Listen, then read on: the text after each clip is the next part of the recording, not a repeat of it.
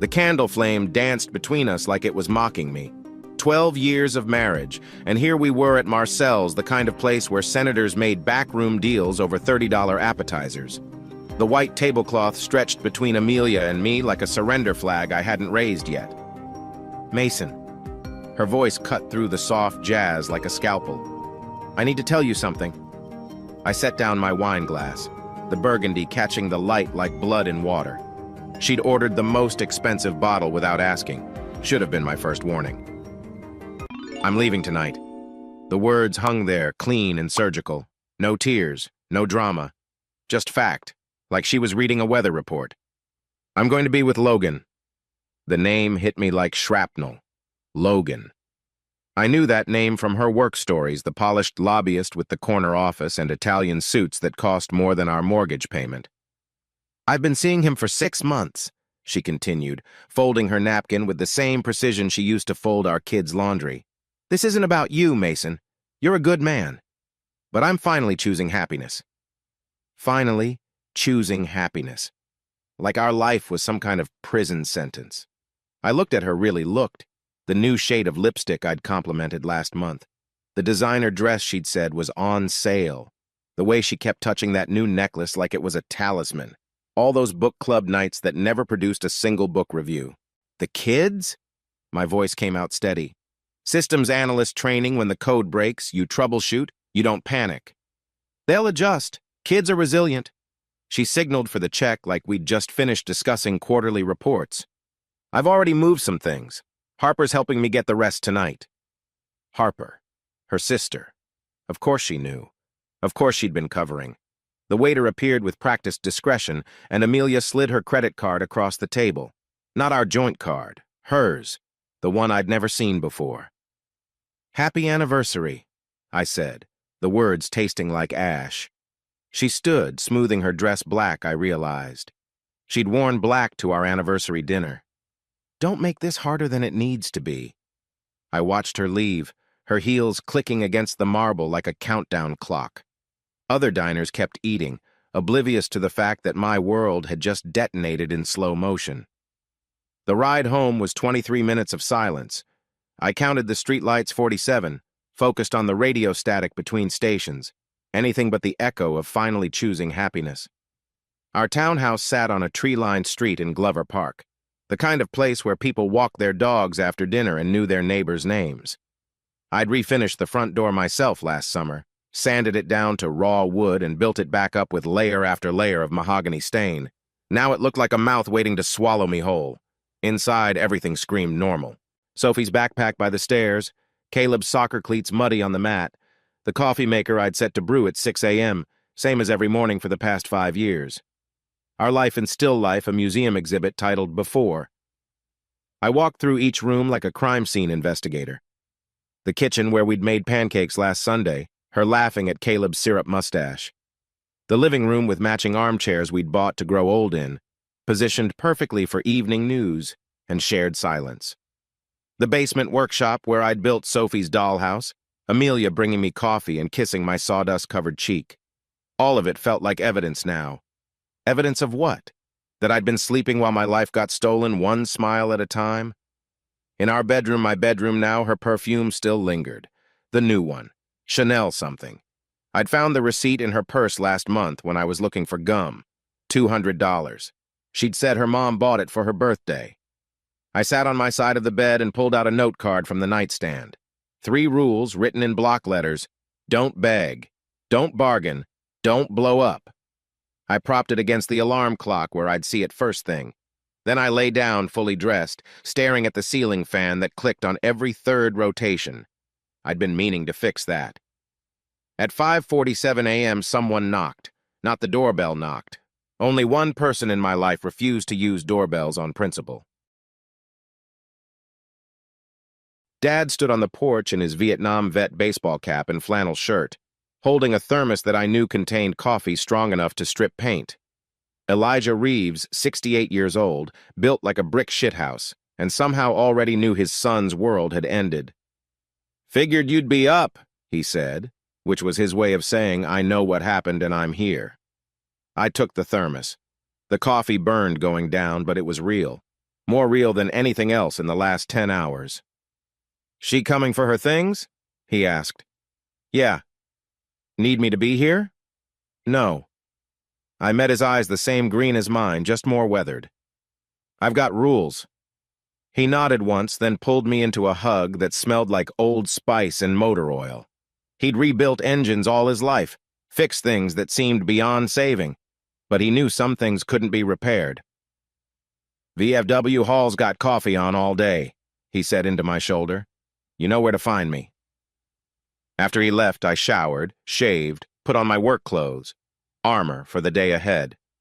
At 7:30, I heard her key in the lock. My key, my lock, my door. Amelia entered with Harper flanking her like a bodyguard. They moved efficiently, like they'd rehearsed this. 2 suitcases appeared from somewhere. The kids were still asleep, small mercy, but I watched Amelia pause at their doors. She went into each room, and I heard the soft sound of kisses on foreheads, promises whispered to sleeping ears. When she came back out, her eyes were red, but her spine was straight. She looked through me like I was furniture. I'll call about seeing them next weekend, she said. Through lawyers, I replied, voice steady as my dad's coffee. Everything through lawyers now. Harper shot me a look that could have curdled milk, but Amelia just nodded. She understood the rules better than anyone. She'd just broken the biggest one. They left with the suitcases and a box of her jewelry. No goodbye, no backward glance, just the click of the door and the sound of Harper's Lexus pulling away from the curb. I stood in my empty foyer, holding a coffee mug that said, World's Best Dad, and wearing a tie she'd bought me for Christmas. Outside, the Morrison kids were heading to school, backpacks bouncing. Mrs. Chen was watering her roses. The world kept spinning like nothing had shattered. But in my chest, something fundamental had shifted. The perfect illusion was dead. What came next was anyone's guess. 3 days. That's how long I gave myself before I started digging. 3 days of getting the kids to school, going to work, coming home to half-empty closets and questions I couldn't answer. Sophie asked why Mom was working late again. Caleb wanted to know if she'd be back for his soccer game. I became an expert at non-answers. She's got a big project, I'd say, stirring mac and cheese like it held the secrets of the universe. But hey, who wants to help me make garlic bread? On day 4, I opened our joint checking account online. The page loaded like a medical test result. You know it's bad before you even look. Withdrawals jumped out like neon signs. 300 here, 500 there, cash, always cash. For yoga, she'd said, for girls' night. For the book club that apparently required no books but plenty of midday ATM visits in downtown. I printed everything. Each page whispered its own small betrayal. The Willard Hotel Restaurant, 347.83s. That was the night she'd said she was at a work dinner. Ride shares to 1700 K Street, Logan's office building. I'd driven her there once for a quick meeting that turned into 3 hours while I sat in the car with the kids, playing Ice Bee with building windows. The credit card statements were worse. Victoria's Secret charges I'd never seen the results of. A weekend at the Salamander Resort when she was supposedly at a conference in Richmond. Hotel room service for 2. I sat at my kitchen table, scarred from years of homework and art projects, surrounded by evidence like a detective who'd solved a case he never wanted to take. The coffee maker gurgled, same sound as every morning, but nothing was the same. Evelyn knocked while I was organizing receipts by date. She had that way of knocking soft but insistent, like she was giving you a chance to pretend you weren't home but hoping you wouldn't take it. Brought dinner, she said when I opened the door. A casserole dish wrapped in a checkered towel, still steaming.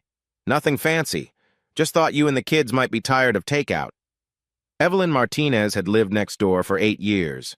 Widowed young, raised 2 boys on a government salary, never complained about our kids' balls landing in her yard. She had the kind of face that made you want to confess things, warm brown eyes that had seen enough to understand, but not judge.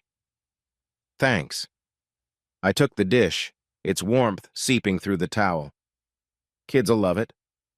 She glanced past me at the papers spread across the table. Need help with anything? Just paperwork. She didn't push. Well, if you need someone to watch Sophie and Caleb, you know where I am, day or night.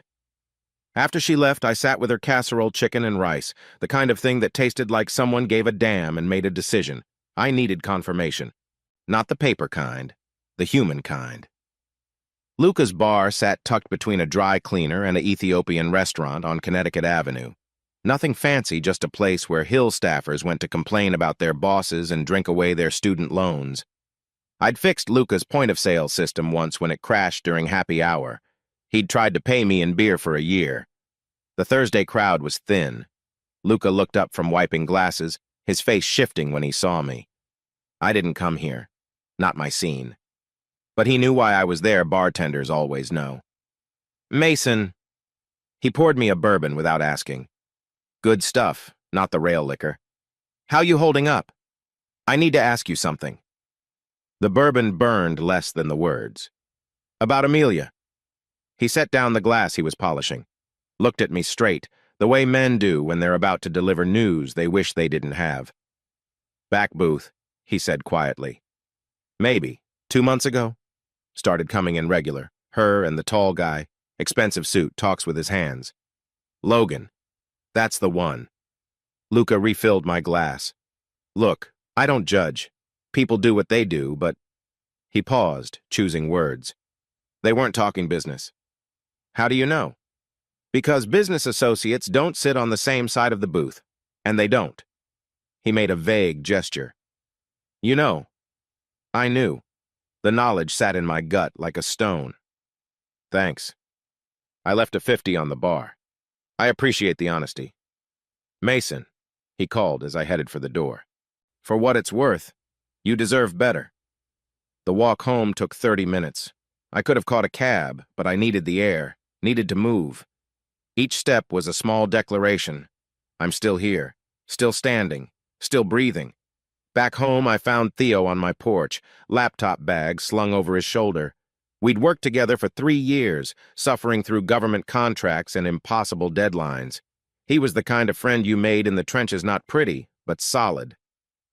Heard through the grapevine, he said. No preamble, no platitudes. Figured you might want to know what's findable. About? Logan Chambers. He held up a flash drive. Public record stuff. Nothing illegal, just information. We sat at my kitchen table, the same one where I'd taught Sophie long division and Caleb had spilled paint on his solar system project. Theo's fingers flew across his keyboard, pulling up LinkedIn profiles, news articles, lobbyist disclosures. Boutique firm, Theo explained. Started 5 years ago. Represents pharmaceutical companies, some defense contractors, big money, bigger connections. He pulled up a photo from some gala. Logan in a tux, champagne flute raised, standing next to a senator I recognized from the news. He's got a reputation. For collecting things. Cars, watches, women. Theo glanced at me. Not judging. Just saying. I stared at Logan's face on the screen. Handsome in that political way, good teeth, better hair, smile that never reached his eyes. This was who she'd chosen. This was what happiness looked like to her now. Thanks, I told Theo. I needed to see it. What are you going to do? I thought about it. Really thought. I could show up at his office, make a scene, play the wronged husband, maybe land a punch before security threw me out. It might feel good for 30 seconds. Nothing, I said finally. I'm going to do nothing. Theo looked surprised. Nothing. He's not my problem. She made her choice. I closed the laptop. I've got kids to raise, a job to do, a life to salvage. I'm not wasting energy on him. That night, I drafted an email to Amelia. 2 sentences like ripping off a bandage. I won't obstruct your choice. From now on, all logistics go through counsel. I hit send before I could overthink it. Then I sat in my quiet house, listening to the sounds of my sleeping children, and let the bitter truth settle in my bones. She was gone. Really gone. And the why didn't matter anymore. What mattered was what came next. Levi Brennan's office smelled like old leather and fresh coffee, the scent of 1,000 difficult conversations. He'd been practicing family law since before I was born, handled my parents' wills, never charged full price because Dad fixed his car for free. Now he sat across from me with a legal pad and the kind of face that had seen every possible way love could go wrong. First thing, he said, voice like gravel in a tumbler. We protect the kids. Everything else is just money and property. What about no? He held up a hand. Whatever you're about to say about being fair, about not wanting to hurt her, about keeping things civil, no. She made her choice. Now we make sure that choice doesn't destroy your children's future. He laid out the plan like a general preparing for siege. File for legal separation immediately. Freeze joint credit cards. Document every asset, every debt, every penny she'd spent on her new life. Change beneficiaries on life insurance, retirement accounts. Create new bank accounts in my name only. Exclusive use of the house? I asked. You're the primary caregiver. Kids need stability. Judge will see it that way. He made notes in handwriting that looked like barbed wire. What about custody? She wants to see them weekends. What she wants and what she gets are different things. Levi pulled out forms that looked as cheerful as death certificates. Temporary custody order. You get primary physical custody. She gets supervised visitation until we establish a pattern. Any drinking? Drugs? No, just. I struggled for words. Just Logan. Adultery's not illegal, but it matters. Shows judgment. Character. Especially when there are minors involved. He slid papers across the desk. Sign here, and here. Initial here. Each signature felt like building a wall, brick by brick, between the life I'd had and the life I'd have. After Levi's, I drove to the bank. The same branch where we'd opened our first joint account, giddy with newlywed optimism and a $200 deposit. The teller, barely old enough to shave, looked uncomfortable as I closed accounts, divided assets, surgically separated 12 years of financial togetherness. Going through some changes, I said, trying to ease his nervousness. I'm sorry, sir. Don't be. Sometimes change is good. The financial triage took all morning, tax records copied at the library, insurance policies updated at my desk while coworkers pretended not to notice. Retirement beneficiaries changed with a few keystrokes, erasing her claim to my future as easily as she'd erased her commitment to our past. By lunch, I'd built a financial fortress, not to punish, to protect. The school pickup line stretched around the block, same as always. Minivans and SUVs full of parents checking phones, planning dinners, living lives that hadn't detonated. I sat in my 10-year-old Honda, watching for Sophie's red backpack and Caleb's dinosaur lunchbox. They climbed in chattering about art class and recess drama, and I let their normalcy wash over me like medicine. In the rearview mirror, I caught Sophie watching me, 12 years old and too perceptive for anyone's good. Dad, is Mom coming home for dinner? I'd practiced this conversation in my head a dozen times. Now, faced with her worried eyes, all my scripts evaporated. Let's talk when we get home, I said. All three of us. The living room had never felt smaller. I sat on the coffee table facing them on the couch, trying to find words that wouldn't scar. Your mom and I are going through some grown-up changes, I started. Sophie's face tightened. Caleb hugged a throw pillow. She's going to be living somewhere else for a while. Why? Caleb's voice came out tiny. Sometimes adults realize they need different things. It's complicated, and it's not, this is important, it's not because of anything you did. You two are perfect. You're loved. That will never change. Is it divorce? Sophie asked, the word dropping like a stone in still water. We're figuring that out. But what I know for sure is you're safe. You're staying here with me, and we're going to be okay. When will we see Mom? Caleb's eyes were filling. We're working on a schedule. She loves you both so much. The lie came easier than the truth. This is hard for everyone, but we're going to get through it. Sophie reached for her brother's hand. 9 and 12, forced to be braver than they should. I pulled them both into a hug that lasted until Caleb squirmed away, asking if he could play video games. After they'd retreated upstairs, Sophie to her room, Caleb to digital distraction, I stood in my empty kitchen and called my father. Family meeting, I said when he picked up. Can you come by? He arrived in 20 minutes with a 6-pack of beer and a pizza.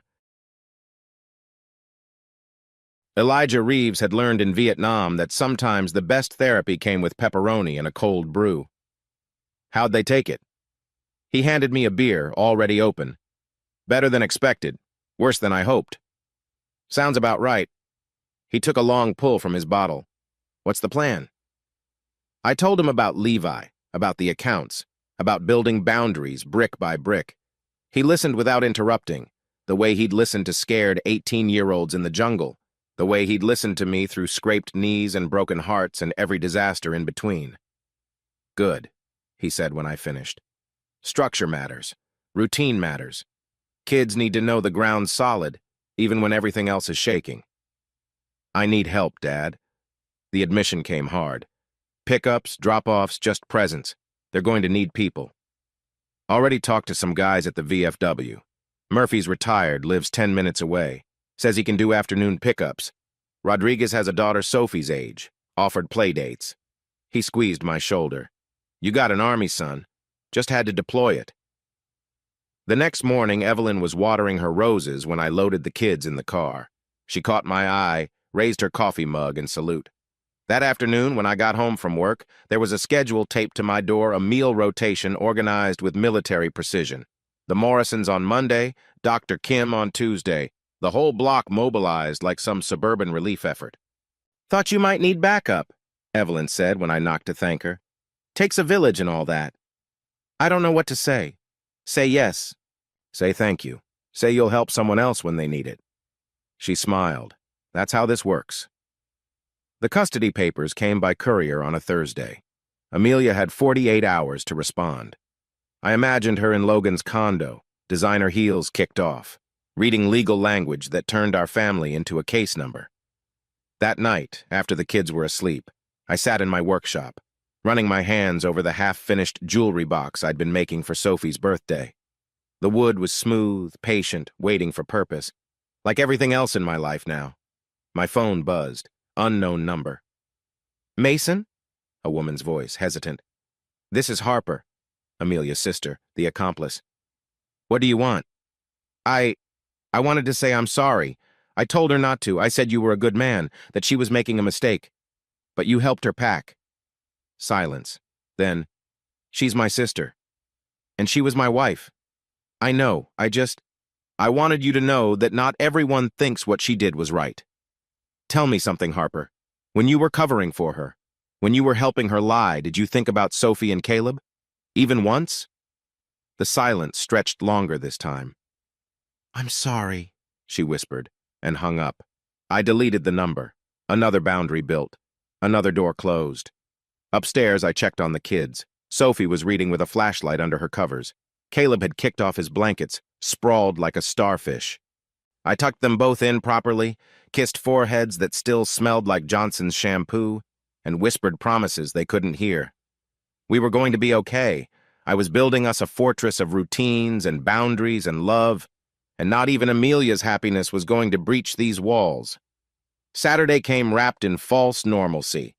Pancakes on the griddle, cartoons on TV, Caleb in dinosaur pajamas, and Sophie pretending she was too old for Saturday morning traditions while still curled up on the couch. I was flipping bacon when the doorbell rang. Amelia stood on my porch, our porch wearing sunglasses at 9 in the morning and a coat that cost more than my mortgage payment. Harper lurked by a rental truck, avoiding eye contact like a teenager caught smoking. I texted, Amelia said, about getting more things. I hadn't checked my phone. New rule. Weekends belong to the kids. Fine. I stepped aside. Kids are in the living room. She hesitated at the threshold, and for a moment I saw at the flicker of what this house used to mean. Then she straightened her spine and clicked past me in heels too high for moving boxes. Sophie looked up when her mother entered. Something passed between them, silent and heavy.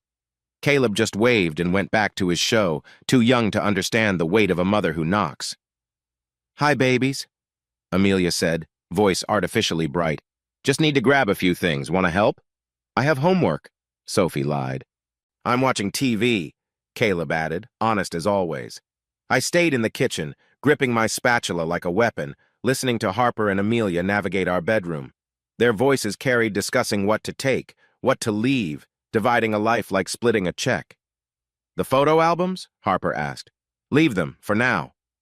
Drawers opened and closed, hangers scraped. The sounds of extraction, careful and clinical. I forced myself to flip pancakes, to maintain the Saturday morning rhythm, to be the stable ground while their mother became a visitor in her own life. 20 minutes later, they loaded the truck with boxes I didn't inventory. Clothes, mostly. Some jewelry.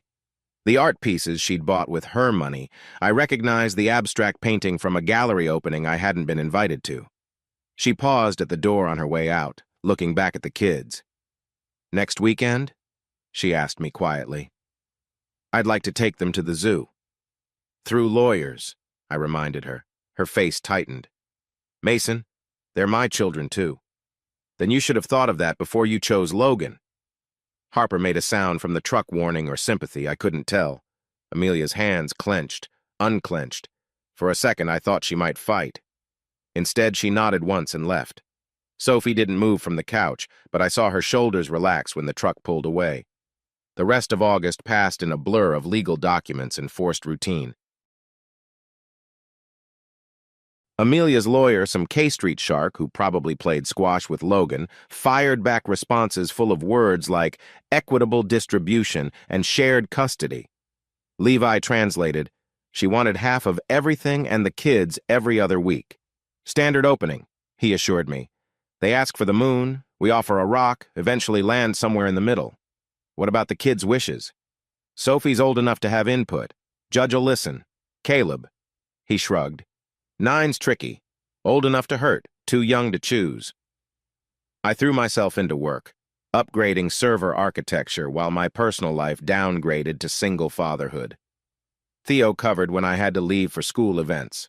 My boss, Janet, 3 divorces deep herself, approved flex time without questions. "Just keep the systems running," she said. "Rest is noise."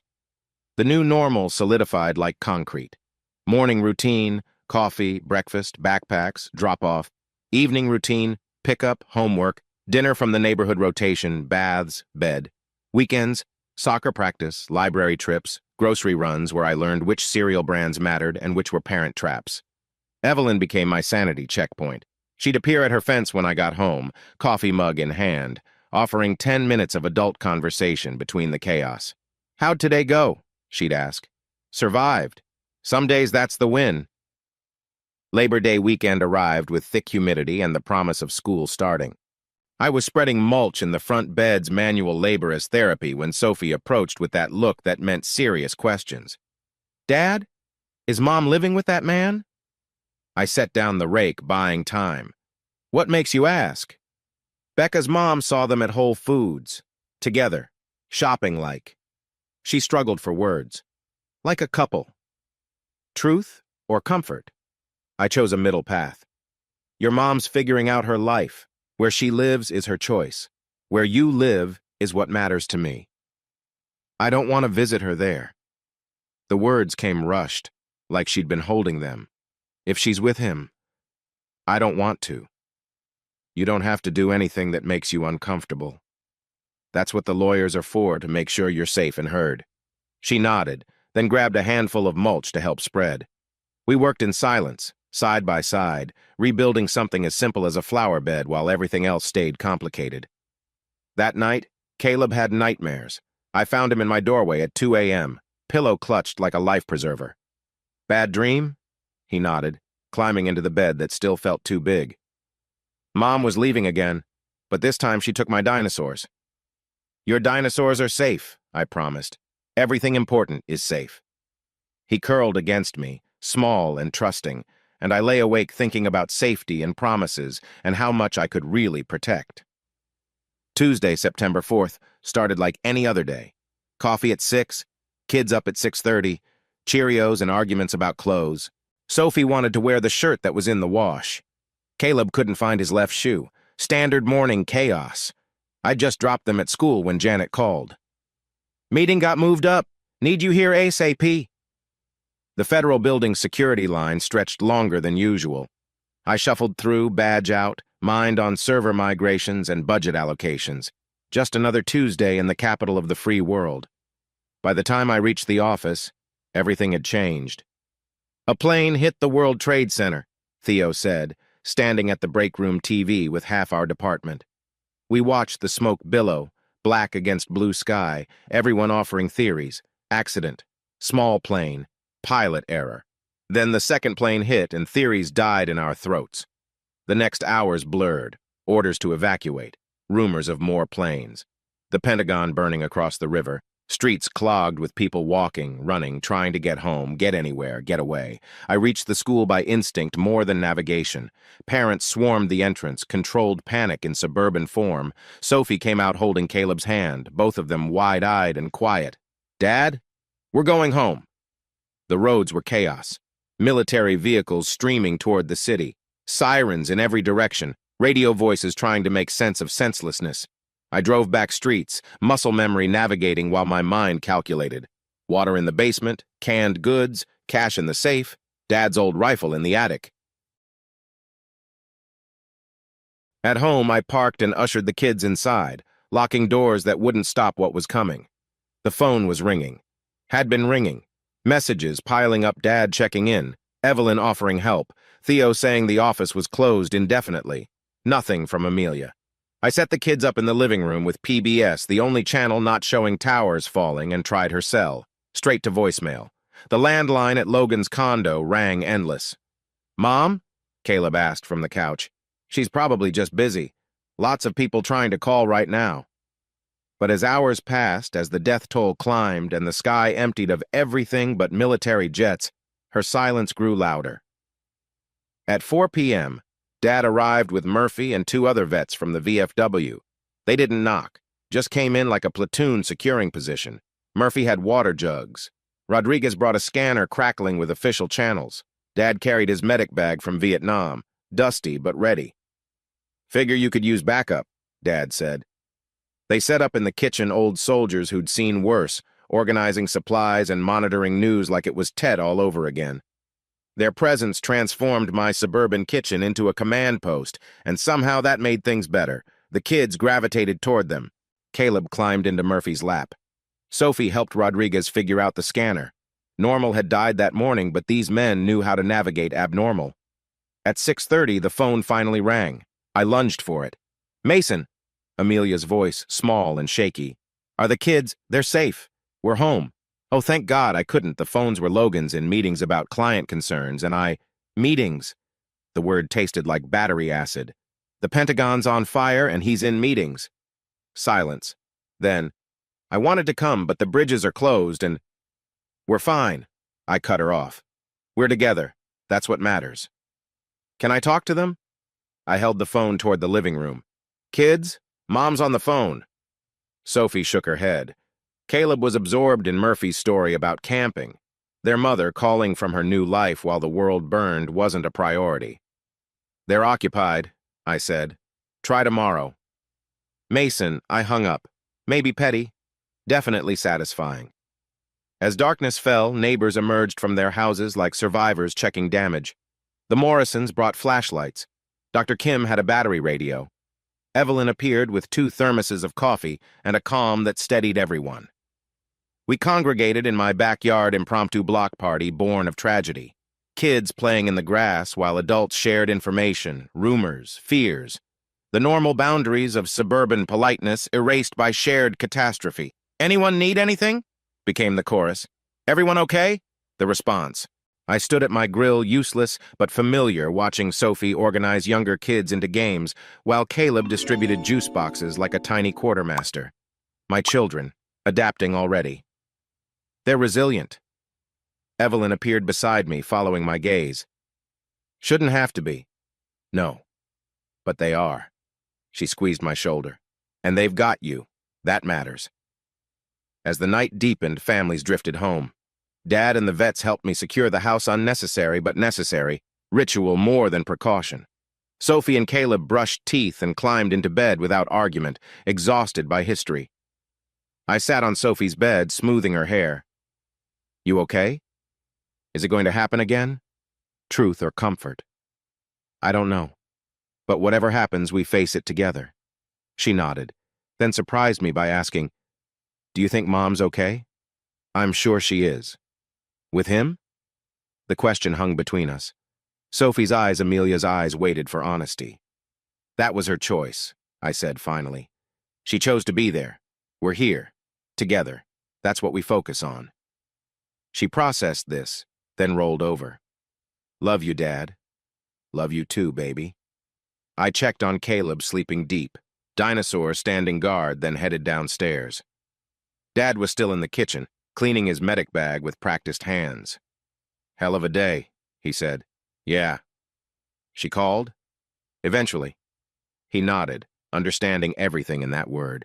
World's changing, shows people's true colors. What do I tell them? About today?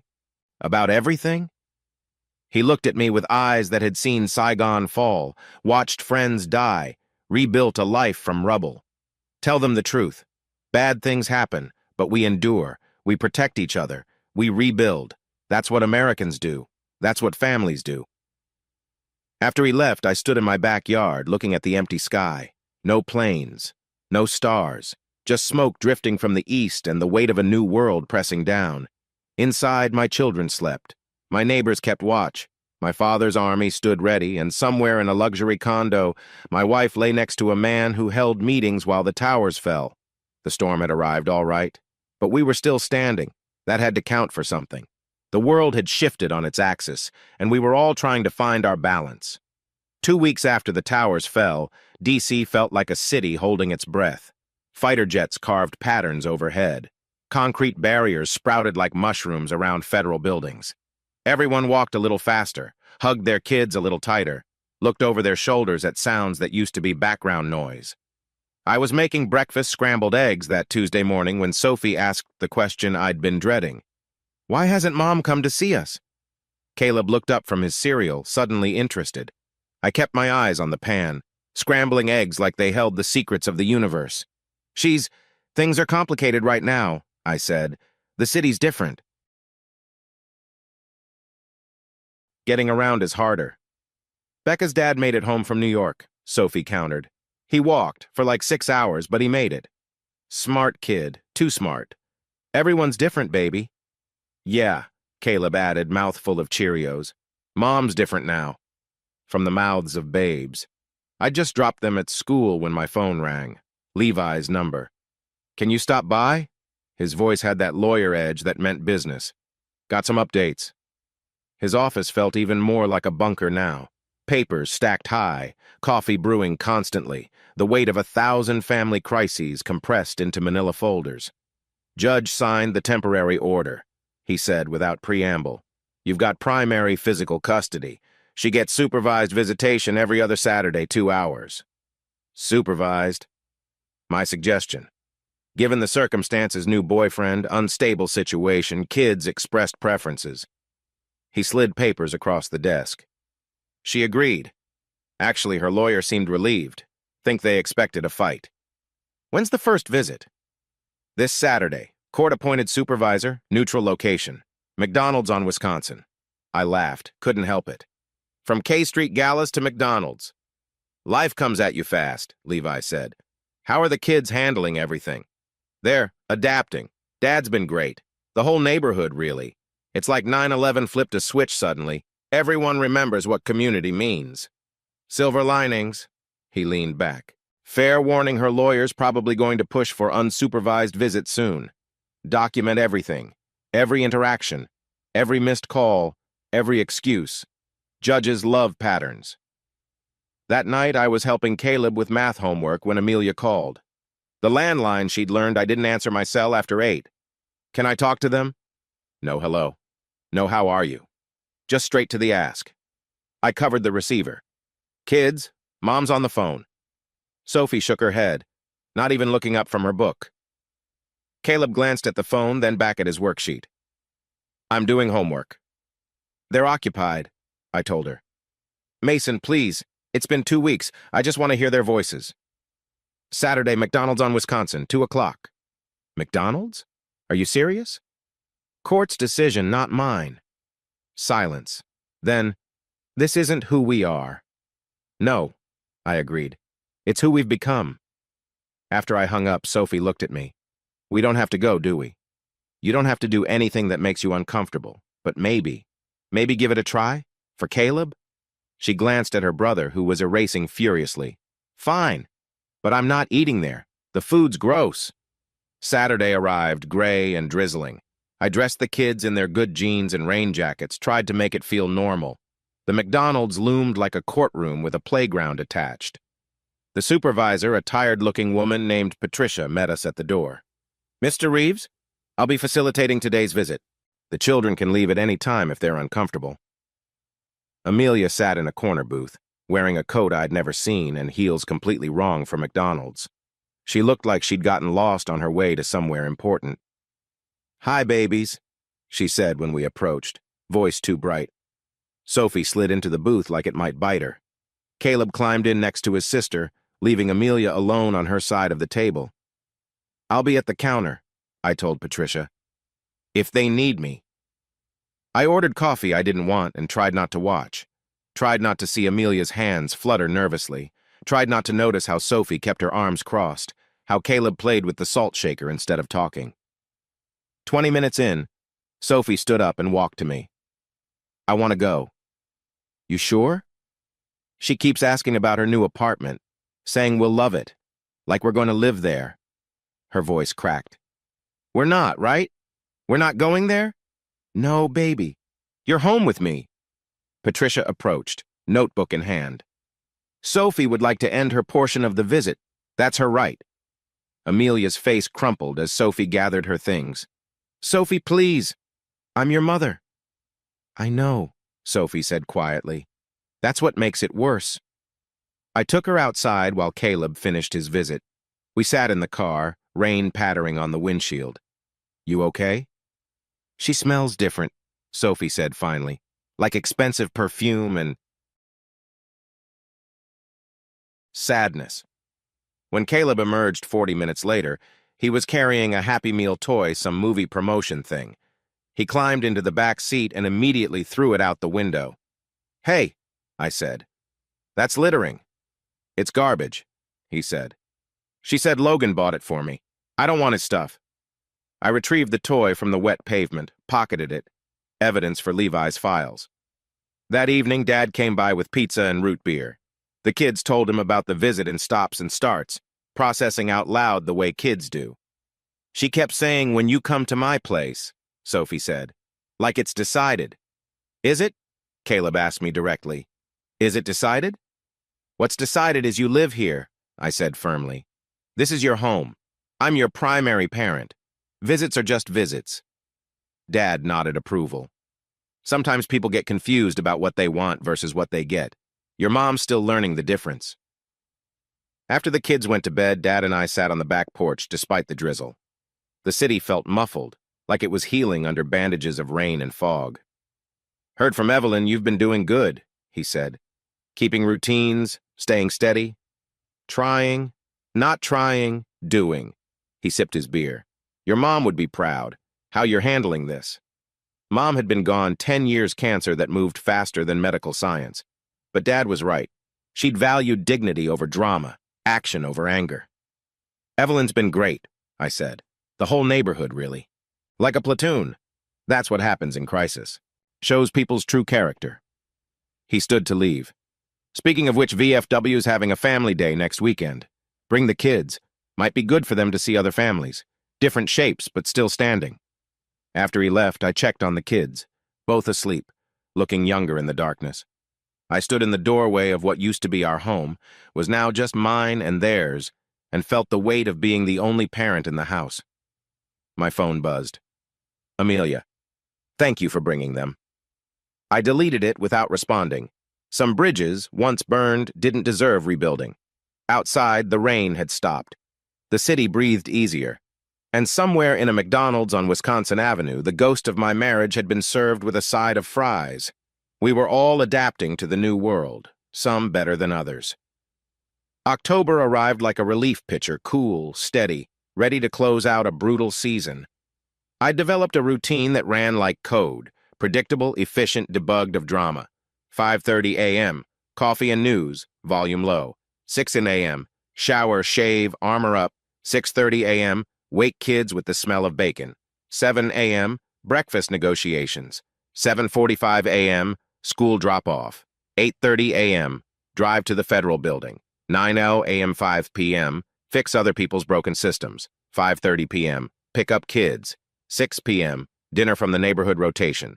7 p.m., homework help. 8:30 p.m., bedtime routines. 9 p.m., clean kitchen, prep tomorrow. 10 p.m., collapse, rinse, repeat. Find peace in the pattern. You're like a robot, Theo said one afternoon, watching me navigate 3 terminals while eating a sandwich. But like a really competent robot. Thanks? It's a compliment. You've systemized single fatherhood. He spun in his chair. How's the visitation thing going? 3rd one's tomorrow. Kids handling it better? Sophie brought a book last time.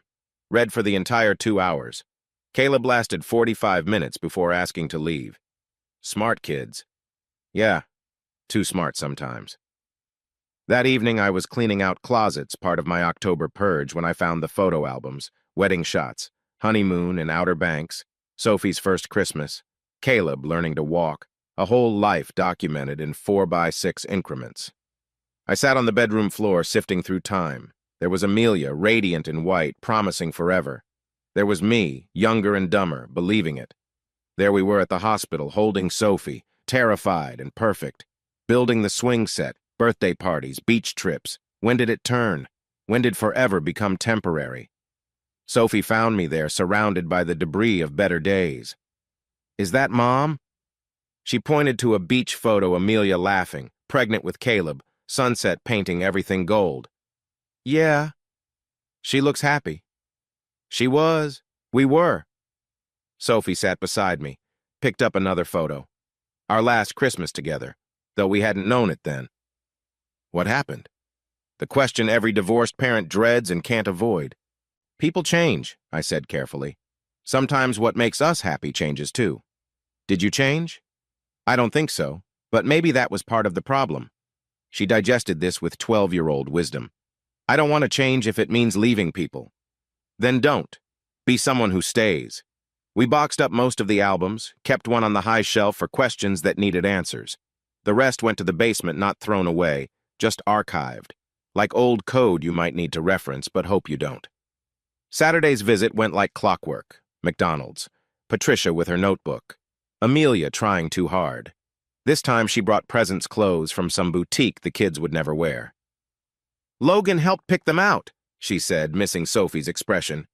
We don't need his help, Sophie said flatly. Sophie, that's not... Can we go? Sophie asked Patricia. I have a soccer game. 30 minutes total. New record. In the parking lot, Caleb tugged my sleeve. Dad, do we have to keep going? What do you want? I want. He struggled, 9 years old and carrying too much weight. I want Mom to be Mom again, not this weird fancy lady who smells like a mall. I know, buddy, I know. That night after the kids were asleep, Evelyn knocked. She had 2 cups of tea and that look that meant talking. Kids told me about the visit, she said, settling onto my porch step. Sophie's pretty angry. She has a right to be. She does. But anger's heavy to carry at 12. We sat in comfortable silence, drinking tea that tasted like comfort and cinnamon. The neighborhood was Saturday night quiet families inside, together, whole. I've been thinking, Evelyn said eventually. About Thanksgiving? You got plans? Haven't thought that far ahead. Well, think about it. My sister's coming up from Richmond, bringing her kids. Might be nice for Sophie and Caleb to have a big family meal, even if it's borrowed family. That's really generous. It's practical. Turkey's too big for 3 people, and kids need to see that families come in all shapes. After she left, I sat on my porch until the tea went cold. Next door, the Chens were watching a movie, blue light flickering through curtains.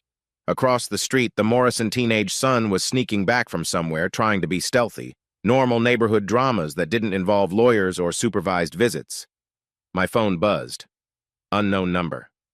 Mason? It's Janet, from work. My boss. Calling on a Saturday night. Never good. What's wrong? Nothing's wrong. Actually, something's right. You know that security upgrade you proposed? It got approved. Full funding. And they want you to lead it. That's great. It's a promotion, Mason. Senior analyst. 20% bump. Better benefits. You earned it. After I hung up, I sat in the dark, processing. A year ago, I'd have called Amelia immediately. Celebrated with champagne she'd insist we couldn't afford. Now I had news that would change our lives and no one to tell except sleeping children. No, that wasn't true. I texted Dad. Got promoted. Senior analyst. His response came in seconds. Proud of you. Beer tomorrow? Then Theo. Janet called. Congrats, Robot Dad. You deserve it. Then Evelyn's porch light flicked on. She stepped out, raised her mug in salute. Heard you on the phone. Good news? Yeah, promotion. That's wonderful. Kids will be proud. Thanks for everything. The meals, the support, just thanks. That's what neighbors do, she said simply. We show up. I thought about that as I got ready for bed. Showing up. Such a simple concept that Amelia had forgotten. But here was my life, filling with people who understood it. Dad with his morning coffee, Evelyn with her quiet presence, Theo with his loyalty, the VFW guys who'd adopted us, Patricia who protected my kids during visits, even Levi fighting for our future with legal briefs instead of fists. I'd lost a wife but gained a village. The next morning I told the kids about the promotion over pancakes. Does that mean more money? Caleb asked. Some, yeah. Can we get a dog? I laughed.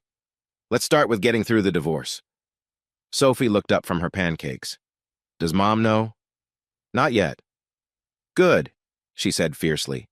It's none of her business anymore.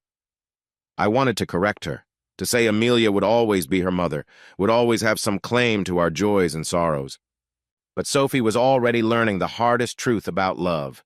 Sometimes it wasn't enough. Sometimes showing up was everything, and we were getting pretty good at that. Halloween came dressed as normalcy, but November arrived with teeth. Logan says I shouldn't bring the kids to the office party. Amelia's voice through the phone was tight, controlled.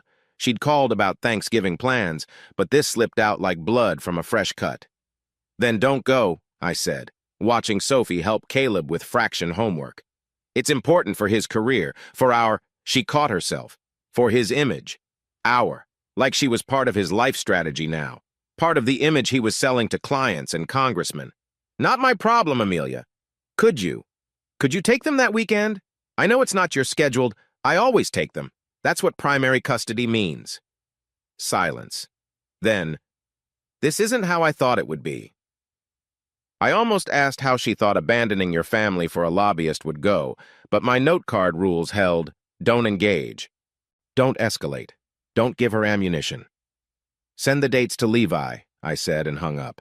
That weekend, instead of McDonald's, the kids had a sleepover at the Morrisons while I attended Janet's promotion celebration. A real restaurant, cloth napkins, the whole federal contracting team pretending we knew which fork to use. To Mason, Janet raised her glass, who fixes broken systems and never complains about the mess he inherited. If only she knew. Theo leaned over during dessert. You look almost relaxed. Almost? Like 90%. That last 10 is standing guard. He was right. Even here, surrounded by colleagues and normal career achievements, part of me was calculating bedtimes and custody schedules, wondering if Amelia was at Logan's party, playing the role of, what? Girlfriend? Future wife? Replacement family? Monday brought an unexpected visitor. Aria, Amelia's PR cousin, standing at my door in designer sunglasses and nervous energy. We need to talk, she said. About Amelia. I let her in but didn't offer coffee. Boundaries with that family. Aria sat on my couch like it might stain her skirt. She's not doing well. Define not well. Logan's pulling back.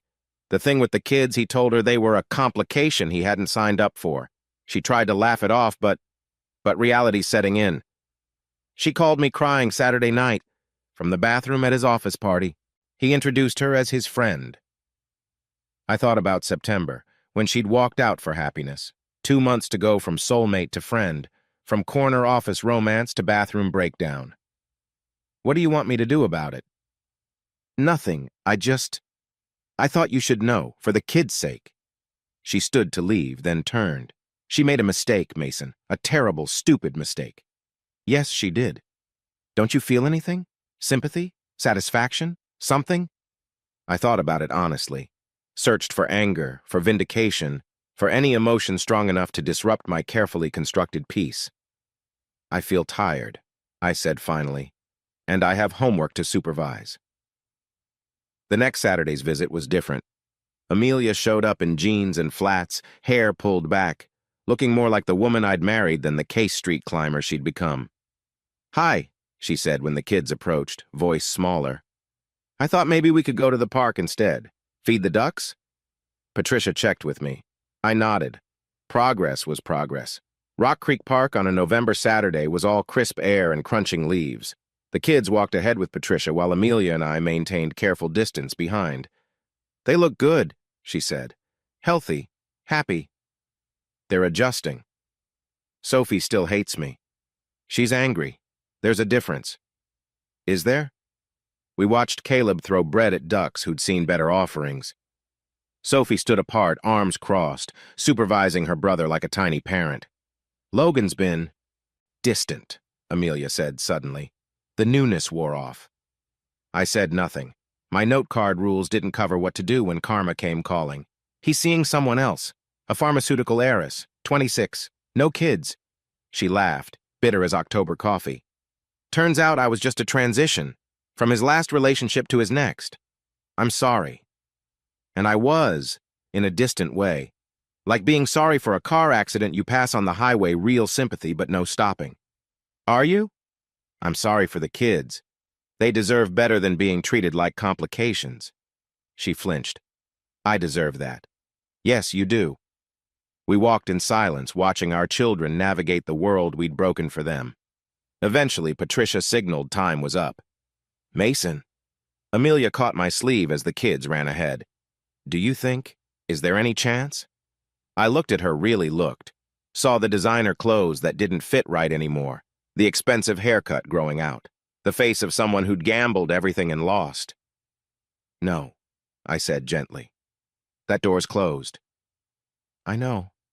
I had to ask." "Take care of yourself, Amelia. The kids need you stable, even if it's just for visits." That night, Sophie found me in the garage, reorganizing tools that didn't need it. "Mom looks sad today," she said. "Yeah." "Caleb felt bad for her. I told him not to." It's okay to feel bad for someone and still have boundaries. She picked up a wrench, tested its weight. "Is Logan really leaving her?" "How did you—" "I heard her telling Patricia. She was crying." Sophie set down the wrench carefully. "Good." "Sophie?" "No, Dad? Good. She left us for him. Now he's leaving her. That's fair." "Life's not about fair, baby. It's about forward." "Then why do I want her to hurt like we hurt?" I pulled her into a hug, this fierce daughter who was growing armor too young. "Because you're human, but don't let it make you mean. Mean is heavy to carry." She nodded against my chest, 12 years old, and learning lessons that should have waited for 20. The next week brought lawyers and paperwork. Amelia's response to the custody arrangement had shifted. Instead of fighting for every other weekend, she agreed to my terms. Primary custody, visits at my discretion. Child support based on her actual income, not Logan's promises. "She's being reasonable," Levi said, suspicious. "Too reasonable. Her situation's changed. Logan's moving on." "Ah," he leaned back. "The old affair partner becomes available and suddenly less attractive story. Classic. Is it? You'd be amazed how many people blow up their lives for someone who was only interesting because they were forbidden." He made notes. "This is good for us. Strike while she's motivated to settle." That weekend, instead of a visit, Amelia called to cancel. I'm not in a good headspace. I don't want the kids to see me like this." It was the most responsible thing she'd done in months. Sophie and Caleb took the news differently. Sophie shrugged and returned to her book. Caleb asked if we could go to the zoo anyway, just us. So we did. 3 Reeves family members, looking at penguins who mated for life, eating overpriced hot dogs, being normal in our new configuration. Caleb held my hand without being asked. Sophie took pictures with my phone, capturing moments that didn't include her mother. "Dad?" Caleb asked as we watched the seals. "Is Mom gonna be okay?" "I hope so, buddy. But not with us?" "Not with us, no. But that's okay. We're good, right? You and me and Sophie? He squeezed my hand. Yeah, we're good. That night, I found a voicemail from a number I didn't recognize. Logan Chambers. Brief and to the point. Mason, we should talk. About Amelia, she's struggling. Call me. I deleted it without returning the call. Logan Chambers had no place in my life, no right to discuss the woman he was discarding like last season's suit. But I did call Harper. Your sister needs you, I said without preamble. Not me, not false hope, you. I know, Harper said quietly. I'm driving down tomorrow. Good. And Harper? Don't bring her here. Don't let her show up at my door. Help her find her own feet. I understand. And Mason? For what it's worth. You're a good man. She was an idiot. Maybe. But I was too tired to be good or bad. I was just trying to be present, to show up, to build something stable from the wreckage. Outside, November wind stripped the last leaves from our oak tree. Inside, my kids slept safe in their beds. And somewhere in a luxury condo she couldn't afford alone, my ex-wife was learning what I'd always known. Happiness isn't something you chase. It's something you build, one ordinary day at a time. And we were building just fine without her.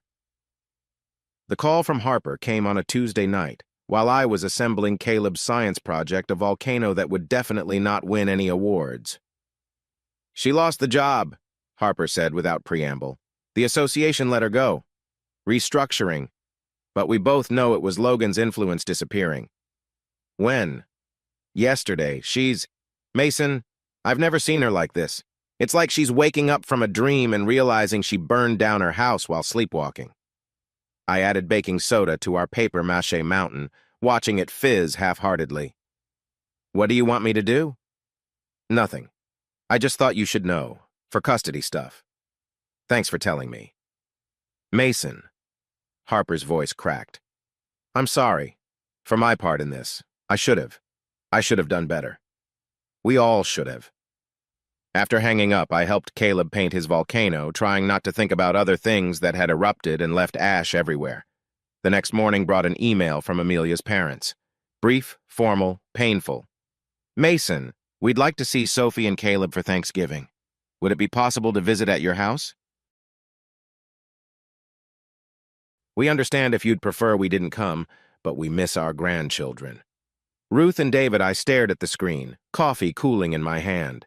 They'd been radio silent since the separation, choosing sides by saying nothing. Now they wanted back in. What you reading? Sophie appeared, dressed for school. Your grandparents want to visit for Thanksgiving. Her face went through several expressions, landing on suspicious. Mom's parents? Yeah. Are they bringing her? Doesn't sound like it. Then okay. But if she shows up, I'm going to Evelyn's. That afternoon, I called Ruth back. She answered on the first ring, like she'd been waiting by the phone. Mason, thank you for calling. Just wanted to clarify this visit is just you and David? Yes. A pause. We haven't been speaking to Amelia much lately. I see. No, I don't think you do. Her voice sharpened, finding spine. We're ashamed of how she treated you. How she's treating the children. We raised her better than this. Ruth. Let me finish. David's sick. His heart. The doctors are. Well, we want to see our grandchildren while we can, and we want them to know that not everyone in this family runs away. You're welcome here, I said. Thanksgiving afternoon. We're eating at Evelyn's next door, but you can visit after. Thank you. And Mason? We're changing our will. Everything goes to the children now in trust, with you as executor. Amelia. She's made her choices. After we hung up, I sat in my office, processing the layers of abandonment Amelia was accumulating. Job gone. Logan gone. Parents choosing sides. The fantasy she'd chased was eating itself. That weekend's visit was scheduled for the mall instead of McDonald's. Patricia met us at the food court, professional smile not quite hiding her concern. Mrs. Reeves requested a location where they could walk around. I approved it, but she seemed fragile on the phone. Amelia arrived 15 minutes late, wearing sunglasses indoors and a coat that had seen better days. The designer bag was gone, replaced by something practical. She looked like she'd aged 5 years in 2 months. Hi, babies, she said, voice too bright. Sophie grunted. Caleb offered a small wave. I thought we could look at the holiday decorations, maybe get hot chocolate. I'm lactose intolerant now, Sophie lied smoothly. Since when? Since October. I retreated to a bookstore, leaving Patricia to navigate whatever came next. 40 minutes later, my phone buzzed. Patricia, kids want to leave. I found them by the fountain. Caleb was throwing pennies while Sophie sat rigid on a bench. Amelia was crying behind her sunglasses, trying to pretend she wasn't. Dad! Caleb ran over. Can we go?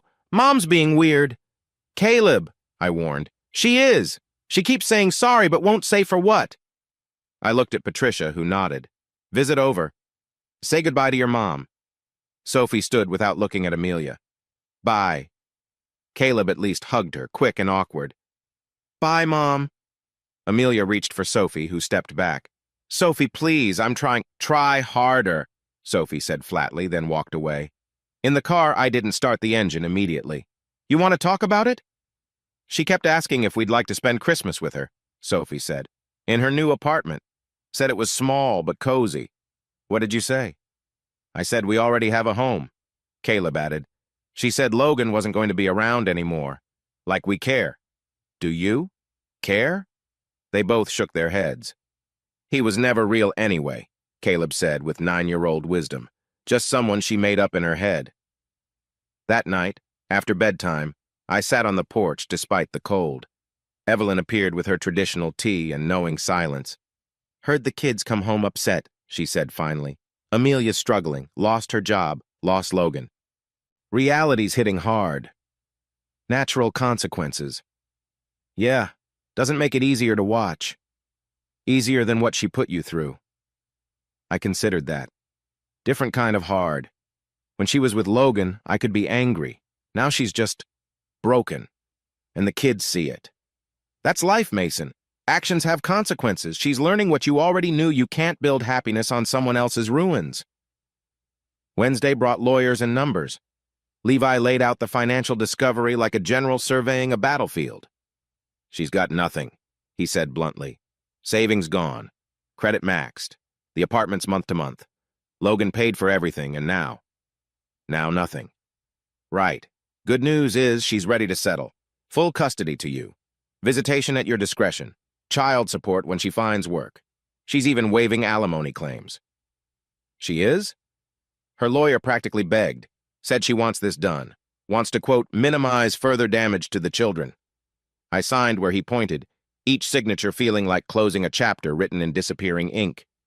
Thanksgiving arrived wrapped in unusual warmth. The Chens were frying turkey in their driveway. The Morrison kids were playing football in the street. Evelyn's house smelled like sage and possibility. Her sister's family filled the spaces our broken family left. Kids running through rooms, adults managing controlled chaos, life in its messy glory. Sophie attached herself to Evelyn's teenage niece.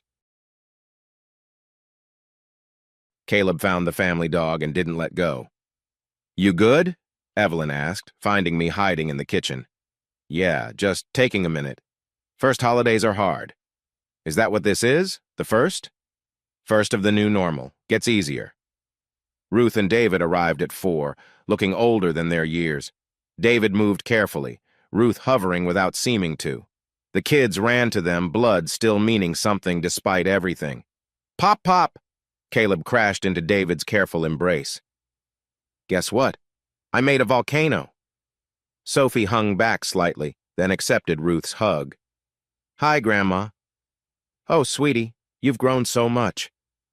We gave them the living room, let them reconnect without audience. I could hear laughter, questions about school, promises of Christmas presents. Normal grandparent sounds that shouldn't have felt like victory, but did. They need this, Ruth said later, finding me on the porch. Need to know some family stays. They have family. It just looks different now. Mason. She sat beside me, movements careful. What Amelia did is done. We're moving forward. She called yesterday, wanted us to broker a reconciliation. Ruth. We said no. David was. Firm. Told her she made her bed. She dabbed at her eyes. 50 years of marriage, and I can't imagine throwing it away for, what, an idea? A feeling? I couldn't either, until she did. We sat quietly, watching November dusk paint the neighborhood golden. Inside, David was teaching Caleb card tricks. Sophie was showing him her report card, seeking approval from someone who'd never leave. "We're revising our will," Ruth said suddenly. "Everything to the children in trust. You as executor. Amelia, she'll get her mother's ring. That's all." "That seems harsh." "Harsh as abandoning your babies for a man who didn't want them." The steel in her voice surprised me. "We failed somewhere, Mason. Failed to teach her that love is a verb, not a feeling. But we won't fail Sophie and Caleb." They left after pie, David moving slower but smiling. The kids walked them to their car, carrying leftovers and promises of December visits. "Grandma seems sad," Sophie observed, coming back inside. "Lot of that going around." "Yeah, but," she struggled for words, "it's different sad, like when you lose something but know where you left it." That night I tucked them in with full bellies and fuller hearts. The day had been good different but good. Proof that life could rebuild around absence. My phone had 3 missed calls from Amelia. No messages, just the ghost of her trying to reach through the boundaries I'd built. I deleted the call log and went to bed. Tomorrow was Black Friday. I had shopping to do, kids to raise, a life to live. The reckoning had come and gone without speeches or dramatics. Just a woman learning what I'd always known. Some things, once broken, don't get fixed. They get replaced, and we were all replacing her, one normal day at a time. December arrived wearing ice and desperation. I was stringing Christmas lights, the old ones that took forever but looked better when I saw her. Amelia, standing at the end of our driveway like a ghost who'd forgotten she was dead. No car. Must have walked from the metro in heels and that inadequate coat. "Mason." Her breath came out in white puffs. "Can we talk?" I climbed down from the ladder, keeping it between us. "You're supposed to schedule through Patricia." "I know, I needed to see the house." Her eyes swept over the lights, the inflatable snowman Caleb had begged for, the normalcy of it all. "It looks nice." "What do you want, Amelia?" 5 minutes. Please. Just 5 minutes.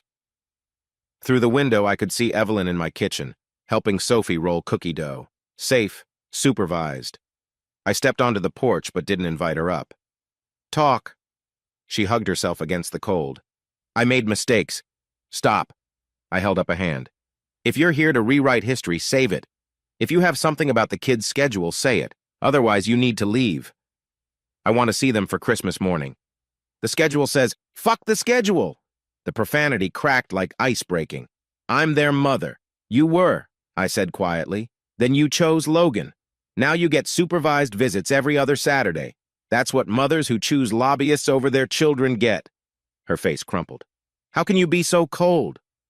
Cold as leaving your family for a fantasy. This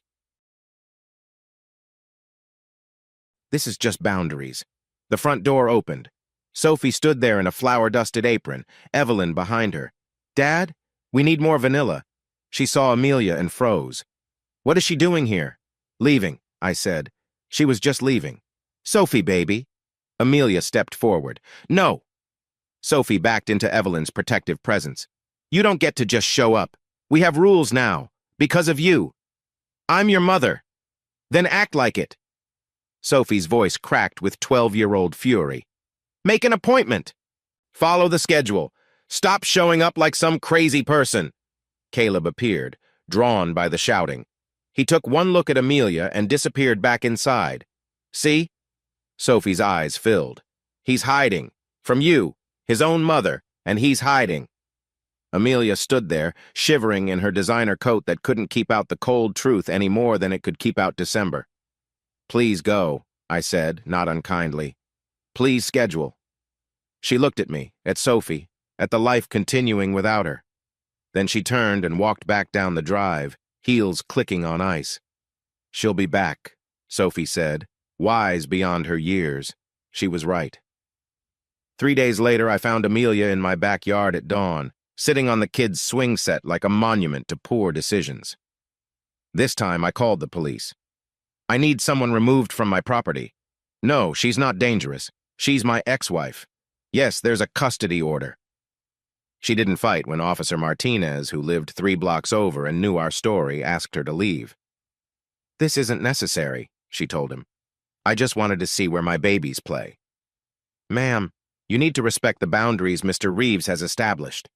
Boundaries, she laughed. Brittle as old glass. Everyone's got boundaries now. After they left, I found Sophie watching from her window. Why does she keep coming? She's lost, baby, trying to find her way back to something that doesn't exist anymore. Like a ghost? Yeah, like a ghost. That weekend, Elijah invited Amelia for coffee at the diner on Georgia Avenue. Neutral ground. He told me after said I deserved to know. She looks rough, he said, nursing a beer in my kitchen. Lost weight, that fancy polish all worn off. What did she want? What they always want, magic words to undo what's done. Kept asking what she could do to fix things. What did you tell her? The truth. That some bridges once burned don't get rebuilt. You just find a different way across the river. He set down his beer. Told her the kids were thriving. That you were doing right by them. That maybe the best thing she could do was respect that. How'd she take it? About how you'd expect. Tears. Bargaining. Then anger when I wouldn't budge. He met my eyes. She said she's been seeing a therapist, trying to understand how she got here. Good for her. Mean it, son. Good for her. People can't change what they don't understand. Ruth called the next day. Mason, I'm sorry to bother you, but Amelia's been persistent.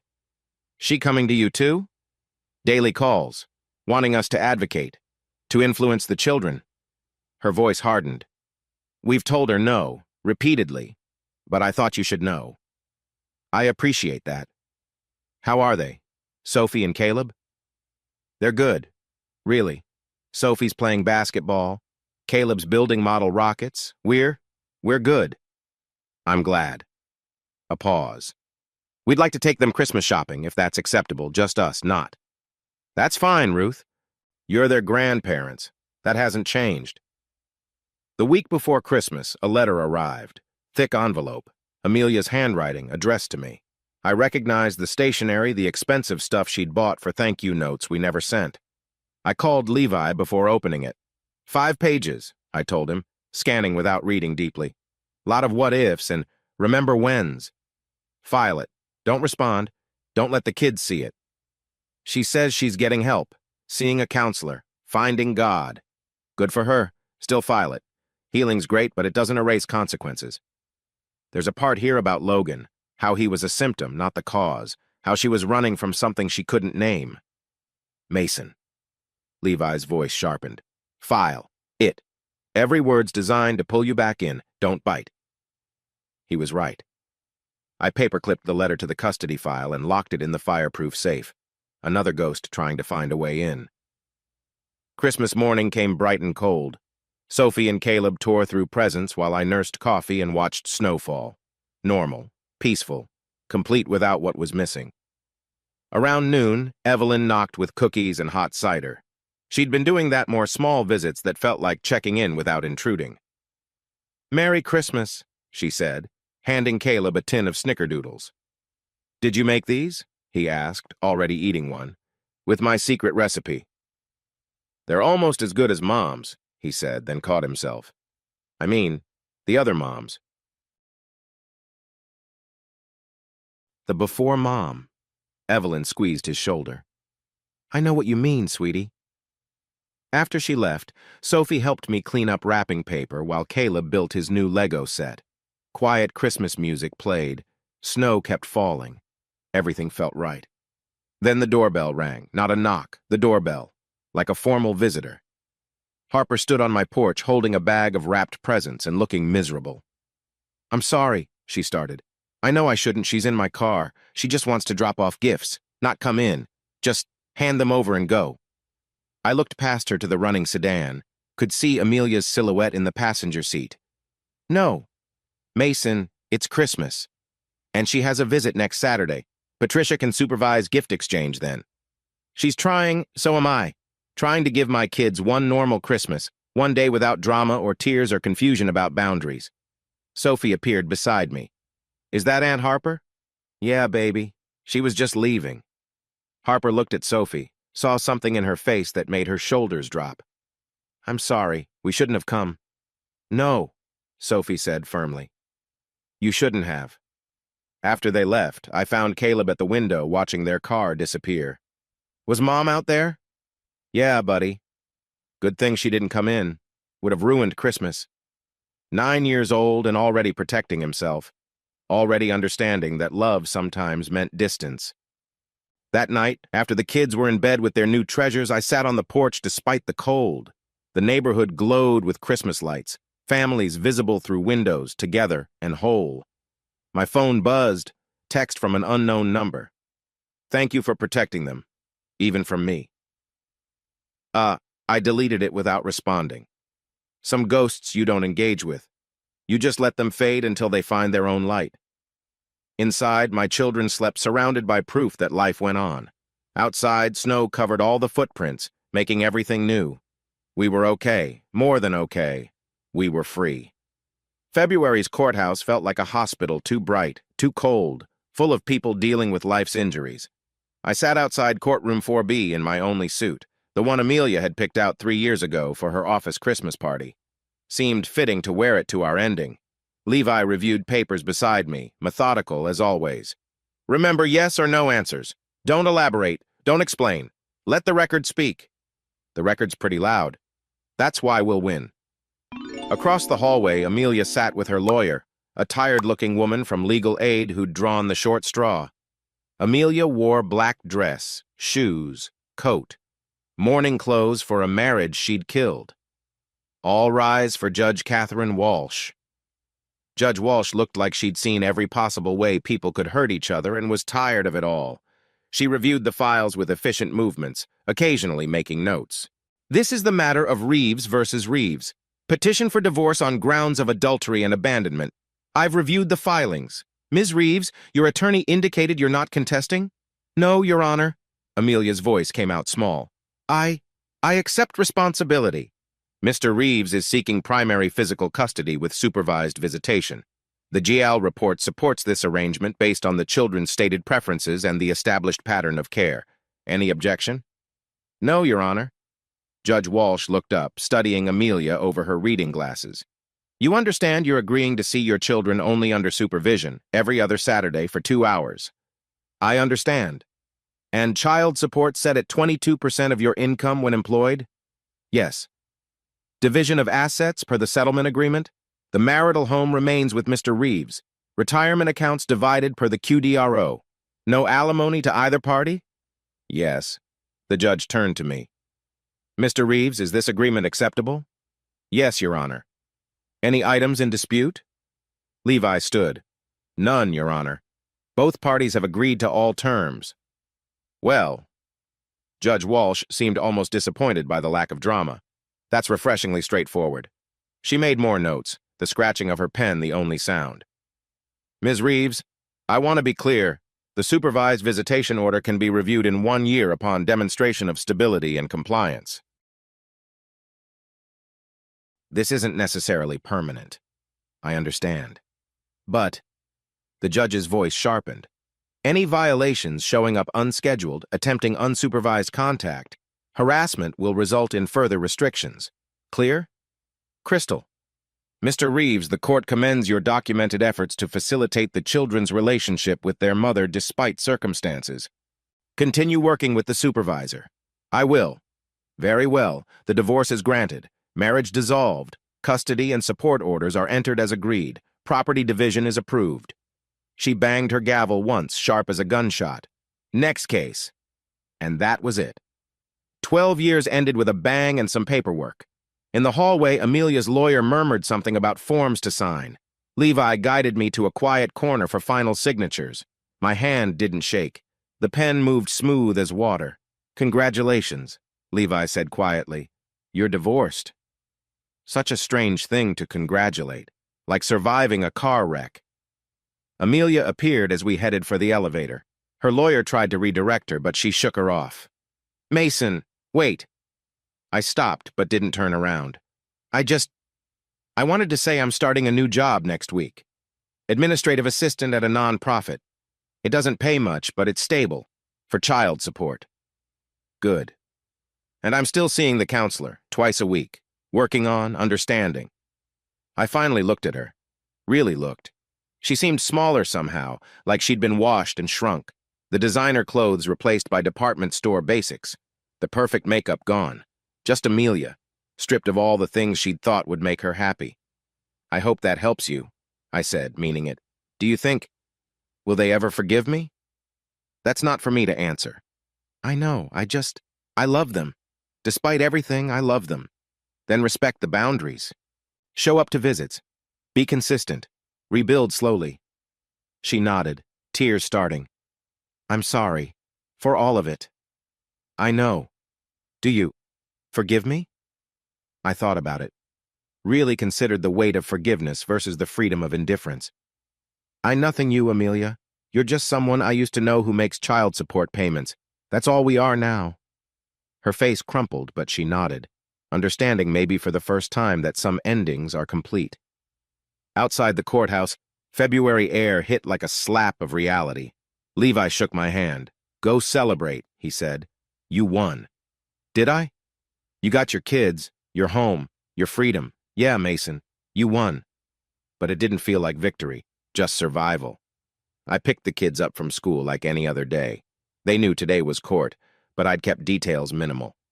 So? Sophie asked as they climbed in. It's done. Divorce is final. Good, she said, then turned up the radio. Caleb was quiet until we got home. Does this mean Mom can't surprise visit anymore? The judge was very clear about that, yeah. Good, he echoed his sister. I don't like surprises anymore. That night, Dad came by with Chinese takeout and his quiet version of celebration. We ate lo mein and watched stupid TV and didn't talk about anything heavy. Just 4 people being family on a Tuesday. Proud of you, he said as he left. Your mom would be too. You handled this with dignity. After the kids went to bed, I walked through my house really mine now, legally and completely. Touched walls I'd painted, examined pictures I'd hung, ran my hand over furniture we'd bought together but was mine to keep. In the bedroom, I opened the closet where her things used to hang. Empty space that somehow looked full of possibility. I'd been sleeping on my side of the bed for months. Tonight, I moved to the middle, sprawled out like a starfish, claimed the space. My phone buzzed. Evelyn. Saw your car was home early. Everything okay? Yeah, it's done. Want company? Rain check? Just need to sit with it for a bit. Understood. You know where to find me. I sat on my bed in my house, and felt the strange weight of legal freedom. Somewhere across town, Amelia was learning to live with consequences. Somewhere in this house, my children slept safe and stable. The marriage was over. Had been since that anniversary dinner. But now it was official. Documented. Filed away. I pulled out the note card I'd kept all these months. 3 rules that had saved me. Don't beg. Don't bargain. Don't blow up. I'd followed them to the end. Now I needed new rules. Rules for whatever came next. Tomorrow I'd start figuring that out.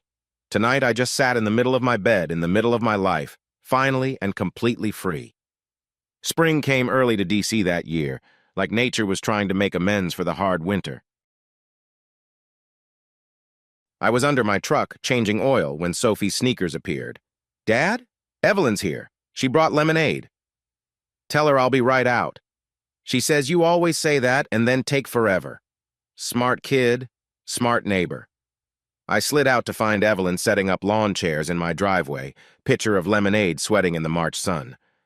She'd been doing this more lately, small invasions of kindness that felt like friendship deepening into something unnamed. Thought you might be thirsty, she said, handing me a glass. You thought right. I took a long drink, tasting summer promises. What's the occasion? Saturday, sun's out. Kids are at the park. Figured you'd be fixing something. Truck's making a noise. Your truck always makes noises. That's what old trucks do. She was right. The 1994 Ranger ran like a dream despite its complaints. I just liked having something to fix that stayed fixed.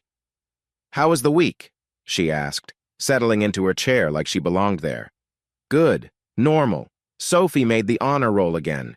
Caleb's Rocket Club launched one that actually worked. And the visits? Amelia showed up. On time. Sober. Appropriate. I wiped my hands on a rag that had seen better days. Patricia says she's been consistent for 3 months now.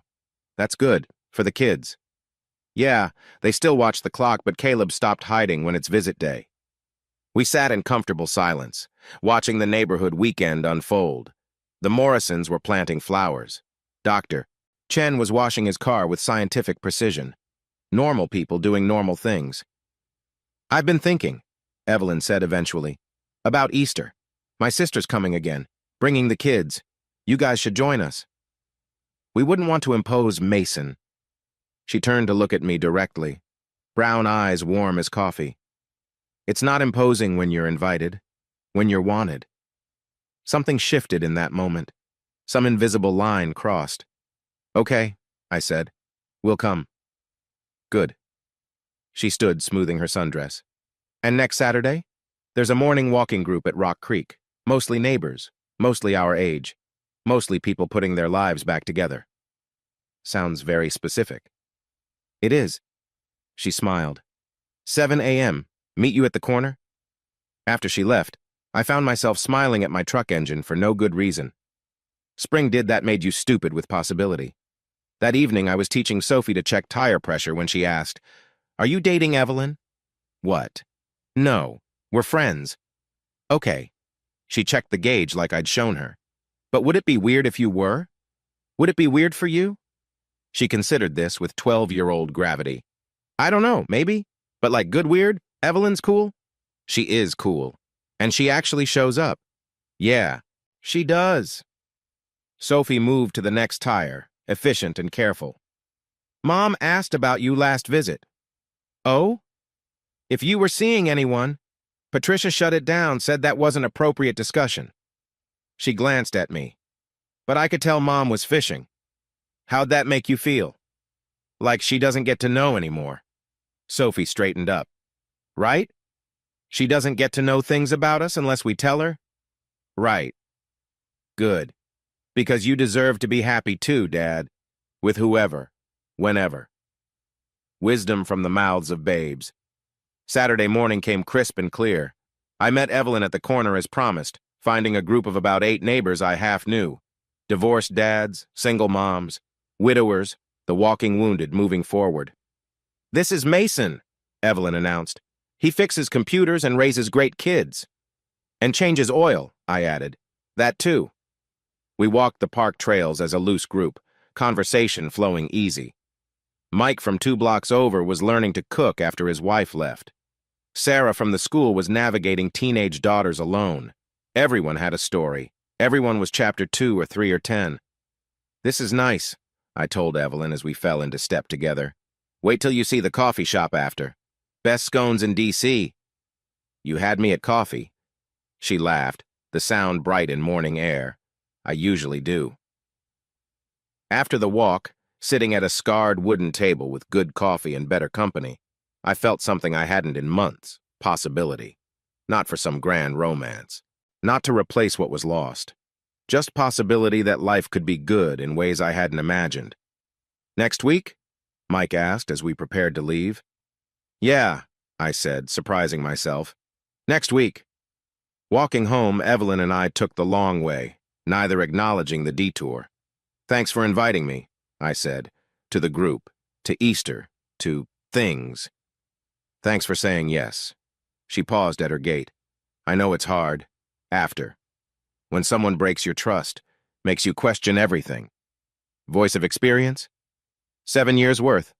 Husband decided his secretary understood him better. She smiled without bitterness. Spoiler, she didn't. How long till it stopped hurting? I'll let you know. She touched my arm, brief and warm. But it does get easier, especially with good company. That afternoon, I built Caleb a new launch pad for his rockets while Sophie read in the sunshine. Normal Saturday sounds surrounded us, mowers running, kids playing, life continuing. Dad? Caleb asked, carefully attaching fins.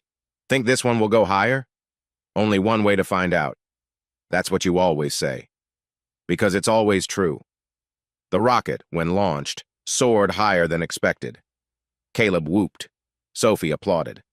I stood in my backyard, surrounded by my kids and possibilities, and felt something I'd forgotten existed. Hope. Not for reconciliation. That story was over. Not even for romance, though Evelyn's smile suggested that might come. Just hope that tomorrow could be good. That broken things could heal into new shapes. That showing up was enough. "Dad!" Caleb called. "Help me find it!" "Coming!" I jogged after my son, chasing his rocket, chasing spring, chasing whatever came next. For the first time in almost a year, that felt like exactly where I belonged. 1 year later, December again, but different. I was grilling in the snow because that's what Minnesotans trapped in D.C. do when Levi called. "Thought you should know," he said. "Amelia's petitioning for unsupervised visits. Her year's up." "Okay." I flipped the burgers, watching cheese melt. "What's our position?" "Your position. Kids are 13 and 10 now, old enough to have real input. What do they want?" Through the kitchen window, I could see Sophie helping Evelyn make cookies. They'd been doing that more, Sophie seeking female guidance, Evelyn providing it without overstepping. Caleb was in the living room with Dad, learning card tricks. "I'll ask them," I said. "Let them decide." "That's very evolved of you." "That's very tired of me. I'm done making her choices matter more than theirs." After dinner burgers and Evelyn's cookies and easy conversation, I brought it up. "Your mom wants unsupervised visits. Court says you're old enough to weigh in." Sophie and Caleb exchanged looks, having one of those sibling conversations that needed no words. "What kind of unsupervised?" Sophie asked. "Afternoons? Maybe a Saturday overnight eventually? Your call?" "What do you think?" Caleb asked me. "I think you two know her better than anyone now. You've seen her every other week for a year. You'd know if she's safe." "She's different," Sophie said slowly. "Sadder, but steadier. She doesn't make promises about Logan anymore." "She remembers our birthdays now," Caleb added. "And she stopped wearing that gross perfume." "So?" They went quiet, thinking. Evelyn caught my eye from across the room, offered a small smile. Support without intrusion, she'd gotten good at that balance. "Maybe try it," Sophie said finally. "But like afternoons first. And she has to ask us, not just take us."